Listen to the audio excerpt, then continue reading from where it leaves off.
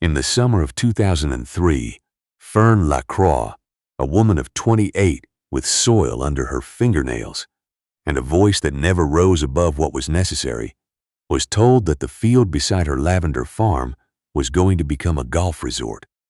She was not consulted. She was not warned. She received a letter printed on thick cream paper with a Vancouver letterhead informing her that the parcel of Crown land adjacent to her property in the Okanagan Valley of British Columbia had been approved for private development.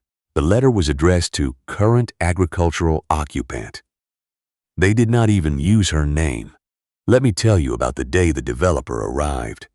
It was a Tuesday in late July. Fern was in the East Field, hand-tying bundles of Hidcote lavender, the kind her grandmother had brought over from Quebec in milk jugs packed with damp newspaper, when a white SUV with a Vancouver plate turned down her gravel road.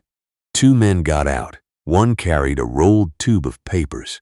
The other carried nothing except the particular confidence of a man who has never been told no by anyone whose opinion he respected. The one with the papers was named Mr. Aldrich. He had the look of a man who had given this same speech in a dozen different valleys, each time with the same practiced sympathy, the same careful use of the word opportunity. "Miss Lacroix," he said, extending a hand she shook, because her grandmother had taught her that manners cost nothing. "We appreciate you taking the time. Aldrich Development has some exciting plans for this corridor, and we wanted to make sure our nearest neighbor was kept informed." He spread the plans across the hood of his SUV. A golf course, 18 holes, a clubhouse modeled on a Tuscan villa, a boutique hotel with 42 suites and a rooftop terrace, a spa, a wine bar, a helipad, though that word appeared only in small print near the bottom. The plans showed her farm the way a blueprint shows a tree, a small green rectangle labeled Adjacent Agricultural. "The construction timeline is 14 months, Mr. Aldrich said.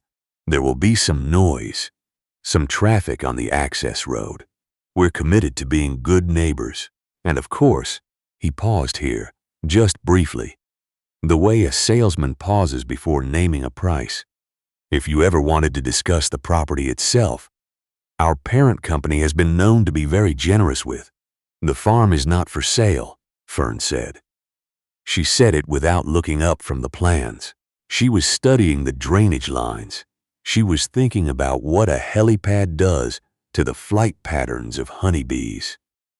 Mr. Aldrich smiled the smile of a man who has heard this before. His associate, who had not introduced himself and would not, made a small sound in the back of his throat. Fern had heard that sound before too. It was the sound of someone deciding you were not worth arguing with yet. "Of course," Mr. Aldrich said, rolling the papers back up. "We completely understand. Take some time. Think it over. Things tend to look different once the project is underway." He left her a business card with a gold-embossed logo. She used it later that week to mark her place in a seed catalog. Now let me explain something about Fern Lacroix, because what happens next will not make sense without it. She had come to this farm at 22, which is either very young or very old, depending on what you've been through. Her mother's family had farmed the interior of BC for 3 generations, but that land had been sold in pieces, slowly, the way families lose things, not all at once but gradually, until one morning you look around and realize the whole of what you had is gone. Fern had watched it happen. She had decided, quietly and without announcement, that it would not happen to her. She had bought the Okanagan property with money she had saved working winters in a fish processing plant in Prince Rupert, and summers as a farmhand in the Similkameen. She had bought it for the lavender, because lavender is patient. It asks very little of the soil. It asks a great deal of the person growing it. You cannot rush it. You cannot fake it. You can only be present season after season and do the work. Her grandmother, Celeste, had told her once, La lavande se souvient de l'été. She remembers every summer she has lived through. The harder the summer, the stronger she smells. Fern had written that down in the margins of her first growing log. She had looked at it more than once in the years that followed. Construction began in September. The valley changed almost overnight. Earth movers came first, then graders, then a concrete crew that worked through October, with lights mounted on scaffolding so they could pour after dark. The sound carried across the fields. The vibration carried through the ground. Fern's bees, 3 hives of buckfast she had kept since her second year on the farm, grew agitated. Their honey yield that autumn was half what it had been the year before. The people in Summerland were not unsympathetic, but they were practical. The resort was bringing jobs. It was bringing money. The cafe on Main Street was already talking about expanding. The hardware store had hired 2 extra staff. Fern's neighbor, a retired orchardist named Mr. Beaumont, told her over a fence post one October morning that she ought to just take the offer. "They'll wear you down anyway," he said. Not unkindly. "These people always do, I know," she said, "but not today." She did not tell him she had been calculating. She did not tell him she had stood at her kitchen table 3 nights in a row with graph paper and a pencil, measuring the resort's footprint against the wind patterns, trying to understand what would change and what, crucially, would not. The lavender would still grow. The soil was hers. The bees, if she moved the hives to the west side of the property, away from the construction noise, would settle again. The hard winters were the same hard winters they had always been. That did not change because a man in Vancouver had decided the valley had more value than it was currently expressing. Let me tell you about the winter of 2004, because there is a moment I need you to understand. It was February. The resort was roughly half built, a skeleton of timber framing, and Tyvek wrap spread across the hill above her, and the construction lights made the night sky an ugly orange that she had learned to stop looking at. A cold snap had come down from the interior, real cold, the kind that splits fence posts and freezes the water lines if you don't remember to keep a tap running. Fern had remembered, but one of her hives had not been moved quite far enough from the wind, and by morning she found it silent. She stood at the edge of the apiary for a long time in the dark, holding a flashlight. Inside the hive box, the colony was a cold, still cluster. 40,000 bees, gone. She was not the kind of person who cried easily. She cried then. She walked back to the house. It was 4 in the morning. She put the kettle on and sat at the kitchen table.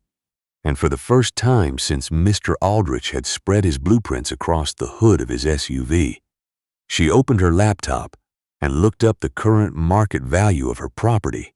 The number was significant. More than she had paid. More than she had imagined it being worth when she was 22, and counting coins in a Prince Rupert motel room. She sat with that number for a while. She thought about what leaving would feel like.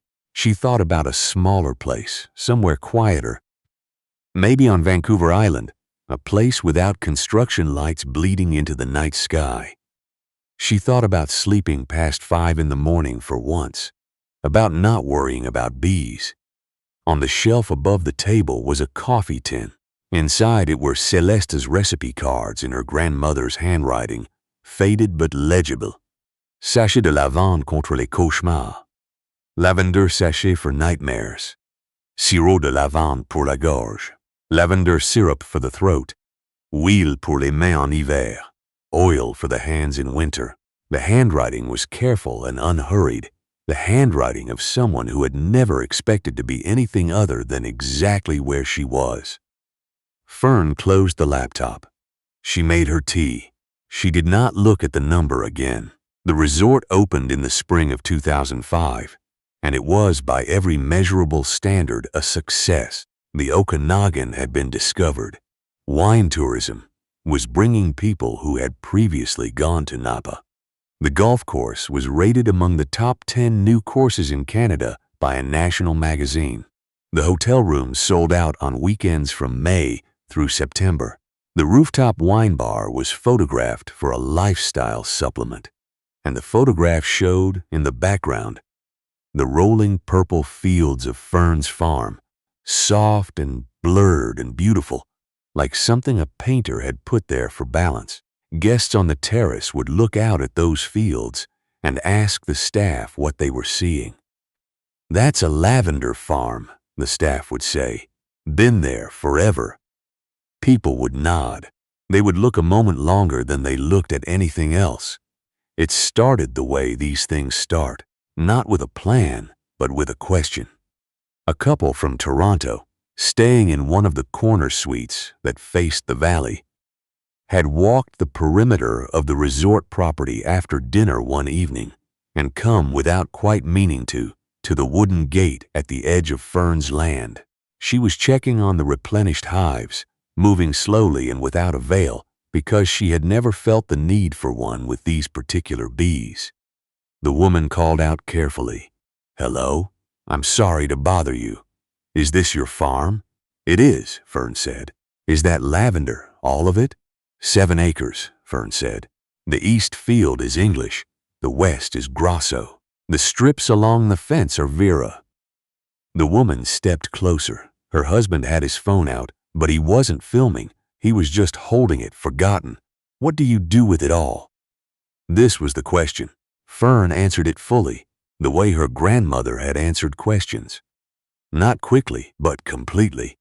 She told them about the sachets and the soaps, the culinary varieties she sold to 3 restaurants in Kelowna and 1 in Vancouver, the essential oil she distilled in a copper still that had belonged to her great-uncle, who had used it for considerably less legal purposes before she repurposed it. The honey, amber-colored, and tasting of nothing else on earth. They stayed 40 minutes. When they left, the woman turned back once.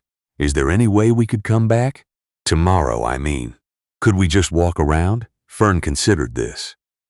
"Saturday mornings," she said. 10 o'clock. Come to the front gate."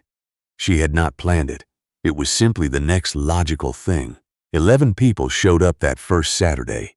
Guests from the resort, in their good outdoor shoes, slightly overdressed for a farm. Fern walked them through the fields. She showed them how to tell the varieties apart by rubbing a stem between their fingers and smelling. She showed them the still. She showed them the beehives, explaining the relationship between the bees and the flowers, in the particular way of someone who has spent years understanding it, not from books, but from standing still and watching. She gave them each a small sachet to take home. She charged nothing. They left reluctantly. The resort noticed the following weekend, when 30 people walked past the pool terrace at 10 in the morning, heading in a direction that was not toward the golf course or the spa, carrying their coffees and talking with a kind of quiet anticipation that the resort had paid a great deal of money to curate and had never quite managed to produce. By July, Fern had begun charging, not much, $20 for the walk, which included a cup of lavender tea at the end, served in mismatched mugs at a wooden table she had set up near the barn.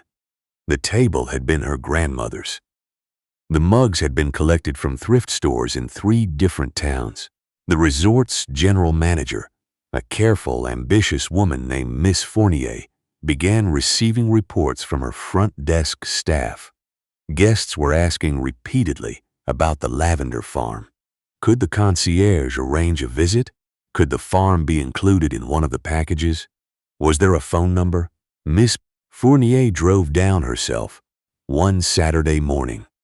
She stood at the back of the group of 40-some people who were following Fern through the Grosso field, listening to an explanation of why lavender distills differently in a dry year versus a wet one, and she watched the faces of the guests, and she understood something that her revenue reports had not been able to show her. These people were not on vacation. They were somewhere.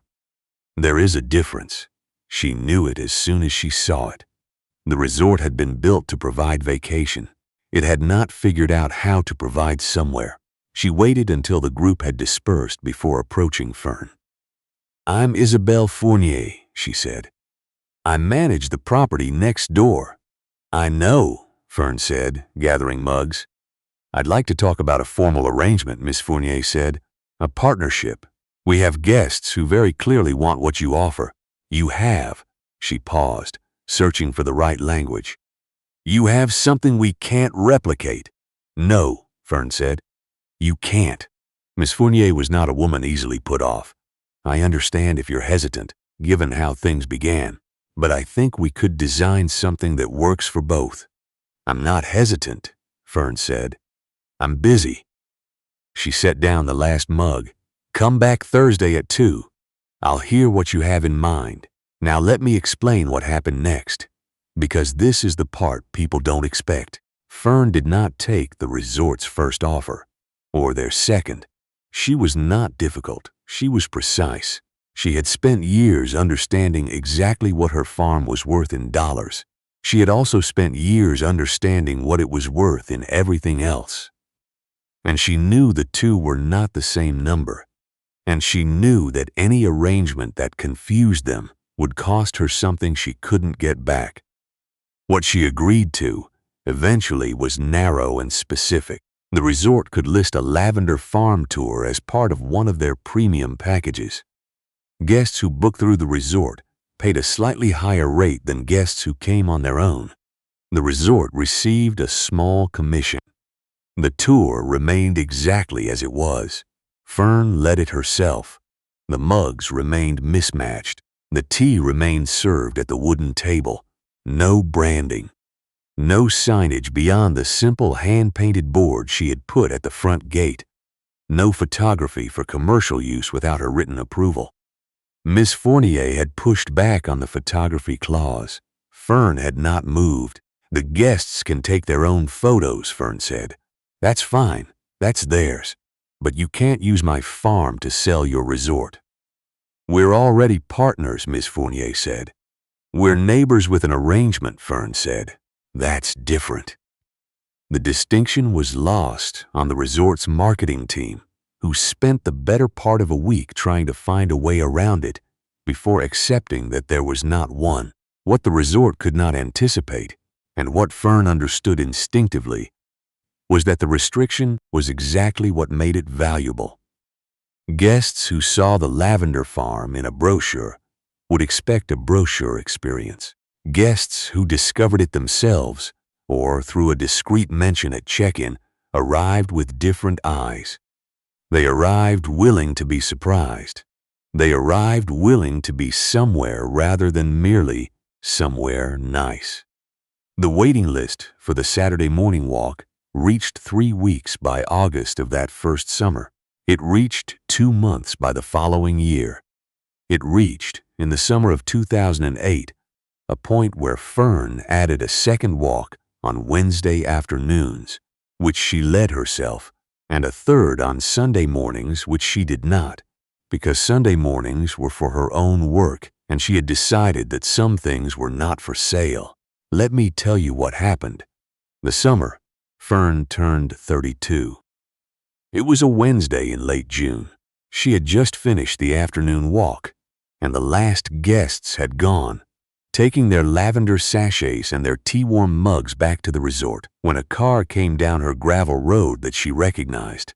It was a newer white SUV, but the same Vancouver plates, same logo on the door. Mr. Aldrich had aged in the way men sometimes age, when the thing they built did not go exactly as expected. He was not diminished, but he was quieter. He got out of the car without his associate, without his rolled tube of papers, without the particular confidence of someone who has not yet been surprised by this valley. He looked at the farm the way people look at things they underestimated. "Messieurs Lacroix," he said, "I hope I'm not interrupting." "You are," she said pleasantly, "but come in anyway." She made tea. He sat at the grandmother's table, which was still outside by the barn, worn smooth by several seasons of mugs and elbows and long conversations. The grasso was in full bloom. The smell was something you did not get used to no matter how many years you lived beside it. He held his mug with both hands. "We built a 5-star resort," he said after a while. "We have a sommelier and a Michelin-listed chef and a golf pro who trained in Scotland. We spent more money on the lighting in the lobby than most people spend on a house." He paused. "And the thing our guests talk about when they get home is the Lavender farm." "I know," Fern said. "Our reviews." He started. "I've read them," she said. She had. She read them regularly, not out of satisfaction, though there was some of that, but because they told her what people were actually looking for when they arrived in the valley. The reviews were a kind of listening. "I was wrong," Mr. Aldrich said. He did not elaborate. He did not justify. He said it the way you say something that has been true for a long time and that you are only now saying aloud. Fern looked out at the east field. The bees were working.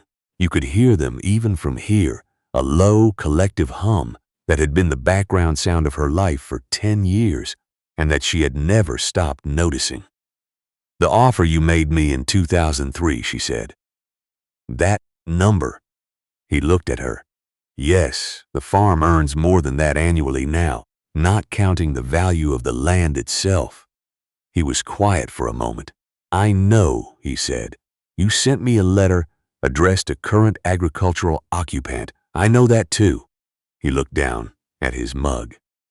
"We thought we were building the main attraction," he said. "We didn't see." "You saw a farm," Fern said. Not unkindly. "You thought you understood what that meant." "We thought we understood what this valley meant," he said. "People come to the Okanagan for the same reason they always have," Fern said. "They want to feel like they're somewhere real. You can build real looking. You can design real feeling. But they know the difference when they're standing in it. They always know." He stayed another hour. He asked intelligent questions, the questions of someone who had accepted that he did not know as much as he had arrived believing. She answered them the way her grandmother had answered things, completely and without hurry. When he left, he shook her hand at the gate. He looked back once at the fields, the way the Toronto woman had looked back, that first Saturday, the way people always looked back, as if they were trying to memorize something they were afraid of losing. She watched the white SUV go back up the road. Then she went back to work. In the years that followed, the valley changed in the way valleys change when people decide they want to be there. More farms opened tours. More farm stands appeared on the highway. A seed company in Penticton began selling Hidcote. Starts with a small card that mentioned La Croix farm by name as the source variety.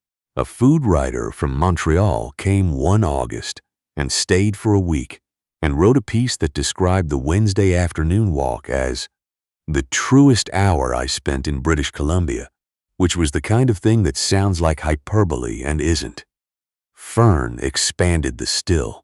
She hired a young woman from a Soyuz, a beekeeper named Simone, who had been driving an hour each way to work at a honey operation in Oliver, and who understood beetskis the way Fern did by listening to them. She hired a part-time guide for the Tuesday walks, a retired schoolteacher named Mr. Thibodeau who had grown up in the valley before the orchards came, and who knew where every old farm road used to run. She did not expand the Saturday morning walk. That one she kept exactly as it was.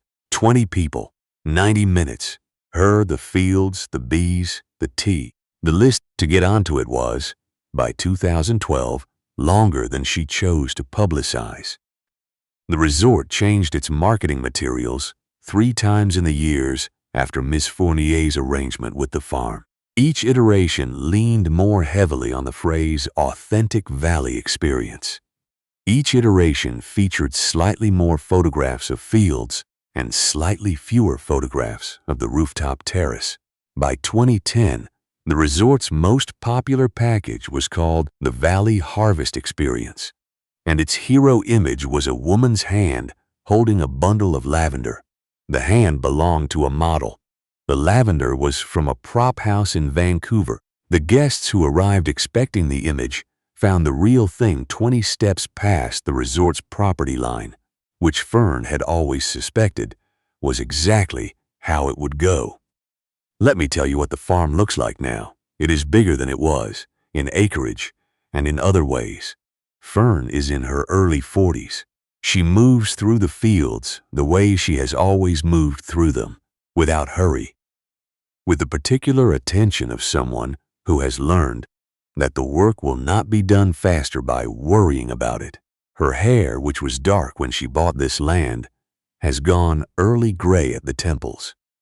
In the way of the Lacroix women, her mother had it and her grandmother had it, and she has decided she likes it, because it means she is becoming someone who has been here long enough for the land to show on her face. Simone manages the hives now, all 6 of them, and the honey they produce is sold at the farm stand and in 2 shops in Penticton and 1 in Vancouver that stocks it specifically. Because it is difficult to get and costs more than other honey and tastes like something that cannot be reproduced anywhere else, which is true and which is, Fern has come to understand, the only reliable business model there is. On Saturday mornings at 10, the gate opens. The walks are full. They are always full. They have been full for years, and Fern still leads them because they are not a product. They are a conversation with the place. And she is the one who knows how to have it. There is a girl who comes sometimes in the late summer, Fern's younger cousin's daughter, 12 years old, and growing faster than anyone can quite track, who has started following Fern through the fields on the quieter mornings. She asks questions that are very specific, the kind of questions you only ask if you are genuinely trying to understand, not just to be polite. What makes the Vera hardier than the Hidcote? Why the still runs slower on a humid day? Why the bees from this particular hive go to the south fence first before they disperse across the field? Fern answers each question fully. She gives the girl her own pair of gloves, spare ones, the thin canvas kind she uses herself for tying bundles. The developers came to this valley with blueprints and projections and a vocabulary of scale. They built something large and expensive and real in its own way. But the guests who left remembering something, who left feeling they had been somewhere rather than somewhere else, they left from the end of a gravel road past a hand-painted gate, carrying a small sachet of lavender and the smell of wood smoke from a copper still and the sound of 40,000 bees going about their irreplaceable work. The resort is still there. It has been renovated twice and sold once, and the helipad, in the end, was never built. Its current brochure describes the valley as home to one of Canada's most storied lavender farms, a short walk from our grounds. The farm was here before the brochure. The land remembers who cared for it. It has always known the difference.